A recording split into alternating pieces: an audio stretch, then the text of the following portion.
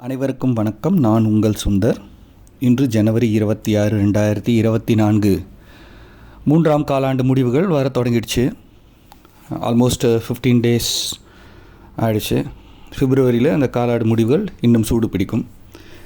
இந்த காலாண்டு முடிவுகள் பொதுவாக இதுவரையும் வந்த காலாண்டு முடிவு நிறுவனங்களின் முடிவுகளை பார்க்கும்போது எந்தெந்த துறையெல்லாம் எக்ஸ்போர்ட் மார்க்கெட்டை நம்பியிருக்கோ அந்த துறையில் கொஞ்சம் மந்தமான லாபம் இல்லைன்னு சொல்ல முடியாது, லாபம் இருக்குது.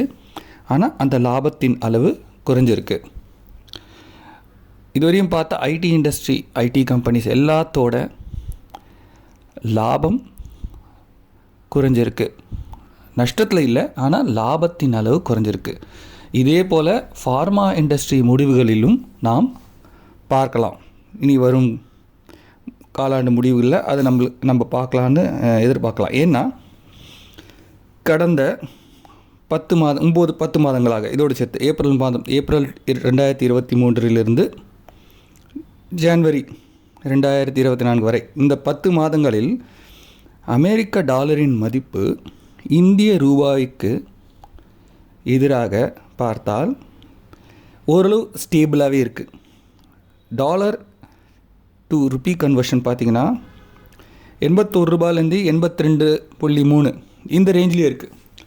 பொதுவாக இந்த எக்ஸ்போர்ட் பண்ணுற கம்பெனிங்களுக்கு என்ன லாபம்னா, இந்திய மதிப்பு டாலருக்கு எதிராக சரிவதால் வருஷம் ஏறக்குறைய ஒரு 6-7% இந்த சரிவிலிருந்து இவங்களுக்கு லாபம் வந்துடும்.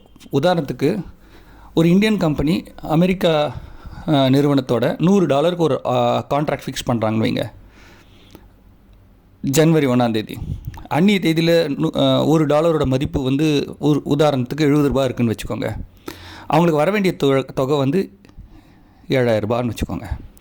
அந்த கான்ட்ராக்ட் முடித்து ஒரு வருஷம் அந்த கான்ட்ராக்ட் வச்சுக்கோங்க.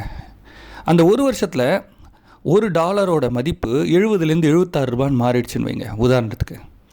ஆட்டோமேட்டிக்காக இவங்களுக்கு 600 ரூபா அதிகமாக லாபம் வரும். 7,000 ரூபா வர வேண்டிய லாபம் 7,600 வரும். ஸோ ஆட்டோமேட்டிக்கலாக இந்திய நிறுவனம் அமெரிக்காவுக்கு தனது பொருட்களை ஏற்றுமதி செய்வதன் மூலம் இவங்க செய்கிறாங்களோ இல்லையோ தானாகவே ஒரு 6-7% ரிட்டர்ன் வந்துடும். ஆனால் இந்த வருஷம் அந்த ஆட்டோமேட்டிக் ரிட்டர்ன் குறைஞ்சிடுச்சு. அமெரிக்கா டாலருக்கு நிகரான இந்திய ரூபாயின் மதிப்பு சரியாமல் ஸ்திரமாக இருப்பதால் அவங்களுக்கு வரக்கூடிய அந்த டிஃபால்ட் ப்ராஃபிட், இந்த ருப்பி டாலர் கன்வர்ஷன் ப்ராஃபிட் அது குறைஞ்சிடுச்சு. கான்ஸ்டன்ட் கரன்சி டேர்ம்னு சொல்லுவாங்க.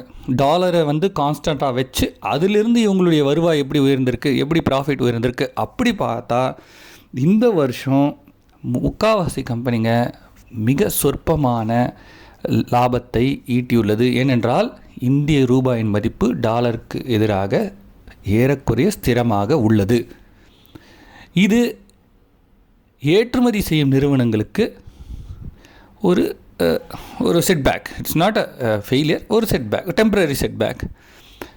இறக்குமதி செய்யும் நிறுவனங்களுக்கு இது மிகச்சிறந்த லாபத்தை கொடுத்துள்ளது. இந்த டாலர் ஸ்திரமாக இருக்கிறதால நாம் வாங்குகிற ரா மெட்டீரியல்ஸ், மூலப்பொருட்கள், வெளிநாட்டிலிருந்து நாம் இறக்குமதி செய்யும் மூலப்பொருட்களின் விலையும் ஸ்திரமாக இருப்பதால் உள்நாட்டில் அந்த மூலதனத்தை இறக்குமதி செய்து பொருட்களை தயாரித்து உள்நாட்டு மக்களுக்கு விற்பனை செய்யும் நிறுவனங்களின் லாபங்கள் மிக அதிகமாக உயர்ந்துள்ளன. ஸோ இந்த ட்ரெண்டில் பார்த்தோன்னா அடுத்த 1 மந்த் வர இருக்கிற ரிசல்ட்ஸில் மோஸ்ட்லி பார்த்தோம்னா என்னுடைய அபிப்பிராயப்படி ஃபார்மா, ஐடி இந்த துறைகளில் உள்ள பங்குகளின் முடிவுகள், காலாண்டு முடிவுகள் கொஞ்சம் ஏமாற்றத்தை தரும். இது ஒரு டெம்பரரி ஏமாற்றத்தை தரும். அதே சமயம் பெட்ரோலியம் சுத்திகரிப்பு நிறுவனங்கள், பெயிண்ட் தயாரிக்கும் நிறுவனங்கள், ஏனைய வெளிநாட்டிலிருந்து இறக்குமதி செய்து தயாரித்து உள்நாட்டில் விற்பனை செய்யும் நிறுவனங்களின் லாபங்கள் அதிகமாக உயர வாய்ப்புள்ளது.